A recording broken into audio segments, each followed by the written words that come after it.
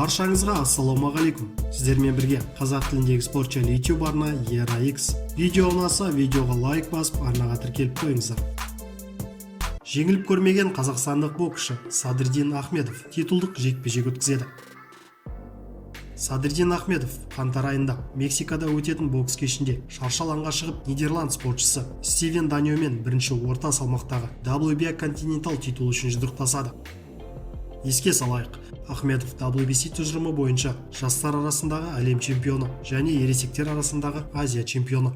Ол рингке желтоқсанда Канадада шығуды жоспарлаған, бірақ бокс кеші Квебек провинциясындағы карантиндік шараларға байланысты өтпей қалды.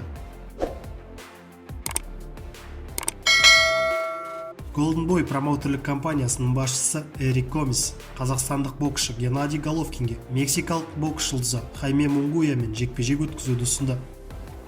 Хайме Головкинге тиесілі титул үшін жұдырықтасуға мүмкіндік алуға лайықты.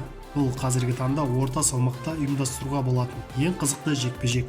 Мексиканың жаңа жұлдызы соңғы 10 жылда орта салмақтың көшбасшысымен жұдырықтасады.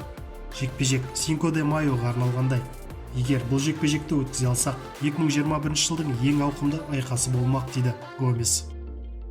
Кейбір дерек көздерге сүйенсек, кездесу көктемге жоспарланып отыр, немесе супер жұлдыз болып саналатын Олимпиада чемпионы Риата Муратамен Токиода айқасу.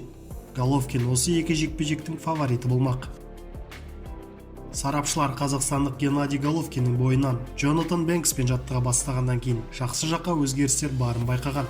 Головкиннің Шереметамен жекпе-жектегі техникасы бұрынғы Стив Рольс және Сергей Деревянченкомен кездесулермен салыстырғанда өткірлеу болғаны байқалса керек.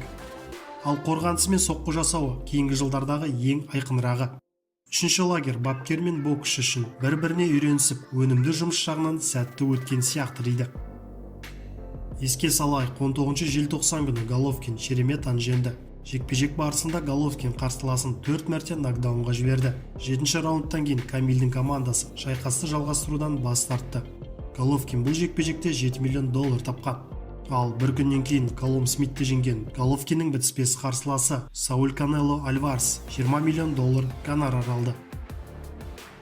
Сіздермен бірге болған ERA-X арнасы, келесі кездескенше.